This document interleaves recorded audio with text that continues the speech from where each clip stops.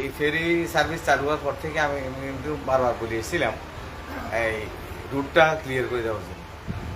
আমরা ফেরি চালাইতেছি, ফেরি চলবে সবসময়, ফেরি রাইতেও চলবে, দিনেও চলবে।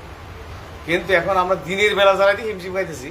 এর মধ্যে বিগত ইউনো মহোদয় যিনি ছিলেন বিজ্ঞান চাকমা, ওনাকে বলার পর উপদেষ্টা মহোদয় ওনাকে বলছে মোটামুটি অনেক জাল পরিষ্কার করেছিল। কিন্তু ইদানিং বিগত এক মাস পর্যন্ত ফুল চ্যানেল ব্লক হয়ে গেছে জাল দিয়ে। এখন ফেরি চালানো আসলে কিন্তু ফেরি চালানো বন্ধ করে দেওয়া লাগবে। কারণ জাল যদি ইনকেস বারবার দফায় আমার দুইবার আর প্রফেলার ক্ষতিগ্রস্ত হয়েছে, ট্রিপে হ্যামারিং হয়েছে। আমি ট্রিপ সঠিকভাবে করতে পারি নাই।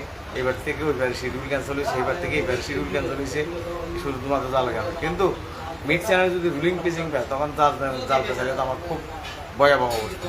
তখন আমি কী করব? এখন দ্রুত জালগুলি অপসারণ করার জন্য দুই পাশের যেমন সীতাকুণ্ডর প্রশাসনিক কর্মকর্তা, সন্দীপ প্রশাসনিক কর্মকর্তা মহোদয়দের দৃষ্টি আকর্ষণ করছি এবং সংশ্লিষ্ট কর্তৃপক্ষ।